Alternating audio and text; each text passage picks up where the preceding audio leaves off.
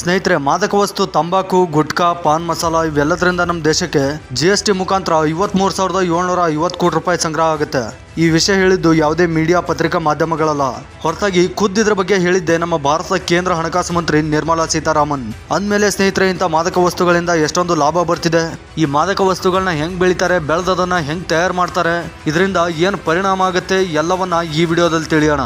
ಸ್ನೇಹಿತರೆ, ತಂಬಾಕನ್ನ ಬೆಳಿಬೇಕಾದ್ರೆ ಈ ಕಲ್ಲಂಗಡಿ, ಪಪ್ಪಾಯಿ, ಬದನೆಕಾಯಿಗಳಿಗೆ ಬಳಸೋ ತರ ಮಲ್ಚಿಂಗ್ ಪೇಪರ್ನ ಬಳಸ್ಕೋತಾರೆ. ಮಲ್ಚಿಂಗ್ ನ ಬಳಸ್ಕೊಂಡು ಒಂದು ಗೇಣಾಗೋವರೆಗೂ ಬೆಳೆಸಿ ನಂತರ ಅದನ್ನ ಕಿತ್ತಿ ಒಂದು ದೊಡ್ಡ ಬಯಲು ಪ್ರದೇಶದಲ್ಲಿ ಹಚ್ತಾರೆ. ಆಮೇಲೆ 120 ದಿನಗಳ ನಂತರ, ಅಂದ್ರೆ 4 ತಿಂಗಳ ನಂತರ ಅವುಗಳ ಎಲೆಗಳನ್ನ ಕತ್ತರಿಸ್ತಾರೆ. ನಂತರ ಫ್ಯಾಕ್ಟ್ರಿಗೆ ತಗೊಂಡೋಗಿ ಆರ್ಟಿಫಿಷಿಯಲ್ ಸನ್ಲೈಟ್ ನ ಬಳಸ್ಕೊಂಡು ಒಣಗಿಸ್ತಾರೆ. ಪೂರ್ತಿ ಒಣಗಿದ ಮೇಲೆ ಗ್ರೆಂಟಿಕ್ ಮಷಿನ್ಗೆ ಹಾಕಿ ಪುಡಿ ಮಾಡ್ತಾರೆ. ನಂತರ ಅಡಿಕೆ ಮತ್ತು ತಂಬಾಕ್ನ ಎರಡು ಕಲಿಸ್ತಾರೆ.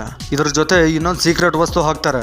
ಆ ಸೀಕ್ರೆಟ್ ಬೇರೆ ಯಾವುದೋ ಅಲ್ಲ, ಭಾರತದ ಎಲ್ಲಾ ಗುಟ್ಕಾ ಬ್ರ್ಯಾಂಡ್ಗಳಿಗೂ ಕೂಡ ಗಾಜಿನ ಪುಡಿಯನ್ನ ಬೆರೆಸಲಾಗುತ್ತೆ. ಹೆಂಗಂದ್ರೆ ಕಾಂಜಿನ ಬಾಟ್ಲಿಗಳನ್ನ ಸಣ್ಣಗೆ ಪುಡಿ ಮಾಡ್ತಾರೆ. ಎಷ್ಟರ ಮಟ್ಟಿಗೆ ಅಂದ್ರೆ ಇದು ಗ್ಲಾಸ್ ಪುಡಿ ಅಂತ ಕಂಡು ಹಿಡಿಯೋದಕ್ಕೂ ಆಗಲ್ಲ. ಈ ಗುಟ್ಕಾ, ತಂಬಾಕ್ನ ತಿಂದಾಗ ಬಾಯಿ ಸ್ವಲ್ಪ ಸೀಳುತ್ತೆ.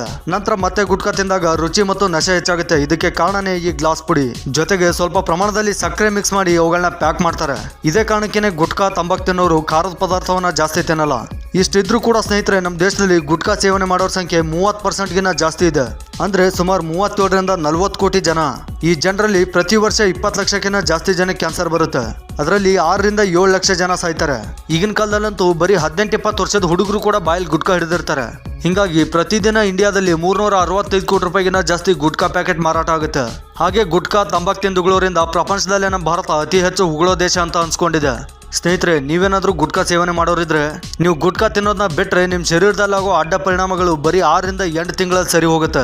ಹಿಂಗಾಗಿ ಸ್ನೇಹಿತರೆ, ದುಡ್ಡು ಕೊಟ್ಟು ರೋಗ ಬರ್ಸ್ಕೊಳ್ಳೋದು ಬೇಡ, ಕ್ಯಾನ್ಸರ್ ಹಚ್ಚಿಸ್ಕೊಳ್ಳೋದು ಬೇಡ. ನೀವೇನಾದ್ರೂ ಗುಟ್ಕಾ ಸೇವನೆ ಮಾಡೋರಿದ್ರೆ ಆದಷ್ಟು ಬಿಡಕ್ಕೆ ಟ್ರೈ ಮಾಡಿ. ವಿಡಿಯೋ ಇಷ್ಟ ಆದರೆ ಲೈಕ್ ಮಾಡಿ, ಶೇರ್ ಮಾಡಿ. ಇನ್ನು ಇದೇ ಥರದ ಇನ್ಫಾರ್ಮೇಟಿವ್ ವಿಡಿಯೋಗೋಸ್ಕರ ನಮ್ಮ ಚಾನಲ್ನ ಸಬ್ಸ್ಕ್ರೈಬ್ ಮಾಡ್ಕೊಳ್ಳಿ. ಹಾಗೆ ಇದೇ ಥರದ ಮಾಹಿತಿ ಚಾನಲ್ ಓಪನ್ ಮಾಡಿ ಕೂಡ ತಾವು ನೋಡ್ಬೋದು. ಮುಂದಿನ ವಿಡಿಯೋದಲ್ಲಿ ಇದಕ್ಕಿಂತ ಒಳ್ಳೆ ಕಂಟೆಂಟ್ ತೊಗೊಂಡು ಬರ್ತೀನಿ ಅಂತ ಹೇಳ್ತಾ ಈ ವಿಡಿಯೋನ ಮುಗಿಸೋಣ. ಸಿಗೋಣ ಮುಂದಿನ ವಿಡಿಯೋದಲ್ಲಿ. ನಮಸ್ಕಾರ.